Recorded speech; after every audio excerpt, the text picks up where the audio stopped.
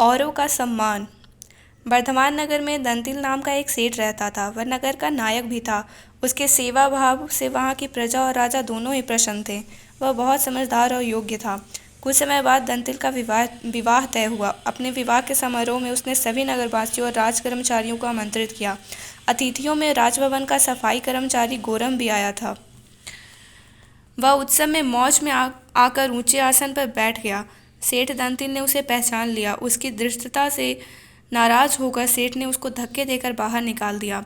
गोरंभ अपमान से धधक उठा। उसने मन ही मन ठान ली कि इस सेठ से बदला लेकर रहूंगा। राजा की नज़रों में इसे गिराकर ही दम लूंगा। एक दिन सुबह राजा अपने कमरे में लेटा हुआ था और गोरंभ पास में ही झाड़ू लगा रहा था। वह अचानक बड़बड़ाने लगा, कितने आश्चर्य की बात है, यह ढीठ दंतिल घमंड में आकर पटरानी का भी आलिंगन करता है। यह सुनकर राजा हड़बड़ा कर उठ बैठा। उसने गोरंभ को पास बुलाकर पूछा, जो तू कह रहा है क्या यह सच है? गोरंभ ने घबराई आवाज में उत्तर दिया, स्वामी मैं सारी रात जुआ खेलता रहा, इसलिए नींद सी आ रही है। शायद मैं उनिंदेपन में ही कुछ बड़बड़ा रहा था। गोरंभ की तो बात टाल गया, किंतु राजा के मन में ईर्ष्या की आग भड़क चुकी थी। वह सोचने लगा कि दंतिल का महल में बेरोक टोक आना जाना है, इसलिए हो सकता है कि गोरंभ ने कभी दंतिल को रानी का आलिंगन करते देख लिया हो। शंका के कारण राजा के मन में दंतिल के प्रति बैर भाव जाग उठा। उसने अगले ही दिन राजभवन में दंतिल का प्रवेश पर रोक लगा दी। दंतिल सेठ हक्का बक्का रह गया। वह सोचने लगा कि उसने तो राजा या उसके परिजनों का कभी स्वप्न में भी बुरा नहीं चाहा, तब राजा मुझसे इतना विमुख क्यों हो गया। एक दिन दंतिल कुछ सोचकर राजभवन पहुंचा। द्वारपाल ने उसे रोक दिया। वहीं मौजूद गोरंभ ने सेठ पर व्यंग कसते हुए द्वारपाल से कहा, अरे भाई, इनको क्यों रोकते हो? ऐसा ना हो कि तुम्हें भी धक्के देकर बाहर निकाल दिया जाओ। यह सुनकर तुरंत ही दंतिल की समझ में आ गया कि राजा को भड़काने का काम जरूर गोरंभ ने ही किया है। वह जानता था कि चाहे गोरंभ अकुलीन हो या मूर्ख, लेकिन राजा का सबसे छोटा सेवक होते हुए भी वह सब जगह मान पाता है। घर लौटकर दंतिल ने ठंडे मन से सोच विचार किया। फिर उसने गोरंभ को अपने पास बुलवाया और वस्त्र आदि से उसे सम्मानित किया। फिर बोला, मैंने उस दिन तुम्हारा अपमान इसलिए किया था कि तुम विद्वानों के सामने ऊंचे स्थान पर बैठ गए थे, लेकिन उसके लिए मैं अब तुमसे क्षमा मांगता हूँ। वस्त्र और आदर पाकर गोरंभ का वैरभाव जाता रहा। उसने कहा, जो हुआ सो हुआ, अब मेरी बुद्धि का चमत्कार देखना। एक दिन सुबह राजभवन में अधसोए राजा के पास ही झाड़ू लगाते हुए गोरंभ फिर उनिंदा सा बड़बड़ाने लगा। आश्चर्य की बात है, हमारा राजा इतना अज्ञानी है कि मल त्याग करते समय ककड़ी खाता है। यह सुनकर राजा को बड़ा आश्चर्य हुआ। वह क्रोधित होकर बोला, गोरंभ, यह तो क्या उल्टा सीधा बक रहा है। घर का सेवक समझकर मैं तुझे दंड नहीं देता, इसलिए तू सिर चढ़ गया है। तूने मुझे कब इस प्रकार ककड़ी खाते देखा? गोरंभ ने घबराई हुई आवाज में कहा, स्वामी, जुए में रात भर जागने के कारण मुझे नींद सी आ रही है, इसलिए पता नहीं मैं क्या क्या बक गया। आप मुझे क्षमा करें महाराज।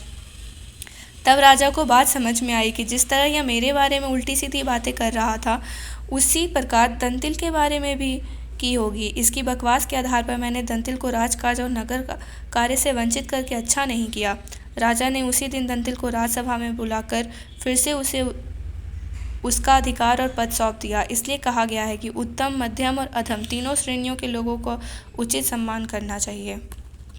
दमनक से यह कथा सुनकर संजीवक ने कहा, ठीक है, तुम जो कहते हो वहीं करूँगा। तब दमनक उसे साथ लेकर पिंगलक के पास आया। बोला, महाराज, मैं संजीवक को ले आया हूँ।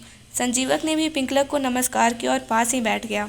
पिंगलक ने संजीवक बैल के ऊपर अपना दाहिना हाथ रखते हुए पूछा, आप इस वन में कहाँ से आए हैं? यहाँ कुशल से तो रहते हैं। संजीवक ने अपनी सारी कथा उसको सुना दी।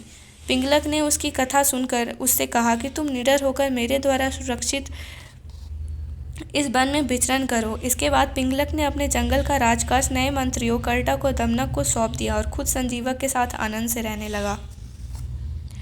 संजीवक ने कुछ दिनों में ही अपनी बुद्धि के प्रभाव से जंगली पिंगलक की हिंसक आदतें छुड़ाकर उसे ग्राम्य धर्म में लगा दिया। पिंगलक भी उसकी बातों में रुचि लेने लगा। उसकी हिंसा की वृत्ति समाप्त हो गई। वह अब हिरणों और दूसरे जानवरों को अपने नज़दीक नहीं आने देता था। कर्टक और दमनक को भी दूर रखता था। परिणाम यह हुआ कि सिंह के शिकार से बचे हुए भोजन से पेट भरने वाले छोटे छोटे जानवर भूख से व्याकुल हो गए। कर्टक, दमनक और दूसरे जानवर इस स्थिति पर चिंता करने लगे। वो सोचने लगे कि जब भगवान शंकर के गले में लिपटा हुआ सांप गणेश जी के वाहन चूहे को निगल जाना चाहता है, जब कार्तिकेय का वाहन मोर शंकर जी के सांप को खाना चाहता है, जब सांप को मारकर खाने वाले मोर को भी पार्वती का वाहन सिंह खाने की इच्छा रखता है, तब यह हिंसा का नाटक क्यों? दमनक ने कर्टक से कहा, अरे भाई, अब तो पिंगलक और संजीवक में ऐसी प्रगाढ़ मित्रता हो गई है कि पिंगलक हम लोगों से विमुख ही हो गया है। हमारे कितने ही साथी भी भाग गए। हमें राजा को समझाना चाहिए। मंत्री का धर्म है कि वह ठीक समय पर राजा को समझाए। कर्टक ने कहा, तुम्ही ने तो यह आग लगाई है। तुम्ही ने इस घास चरने वाले जानवर को हमारे स्वामी का मित्र बनाया है। दमनक बोला, यह सच है। दोस्त तो मेरा ही है, पिंगलक का नहीं। किंतु मैंने जैसे उनकी मित्रता कराई थी, वैसे ही अब उनकी मित्रता को भंग भी करा दूंगा। कर्टक ने कहा, लेकिन संजीवक बैल होने पर भी बड़ा बुद्धिमान प्राणी है। उधर सिंह पिंगलक भी भयानक है। यह ठीक है कि तुम्हारी बुद्धि तेज है, फिर भी तुम इन दोनों को अब अलग करने में कैसे समर्थ हो पाओगे? दमनक ने कहा, भाई, असमर्थ होते हुए भी मैं समर्थ हूँ। जो काम पराक्रम से पूरा नहीं हो पाता, उसे भी चतुर व्यक्ति युक्ति से पूरा कर सकते हैं। जैसे कौए ने सोने के सूत्र के सहारे विषधर काले सांप का अंत कर दिया था। कर्टक ने पूछा, वह कैसे हुआ? दमनक कहने लगा,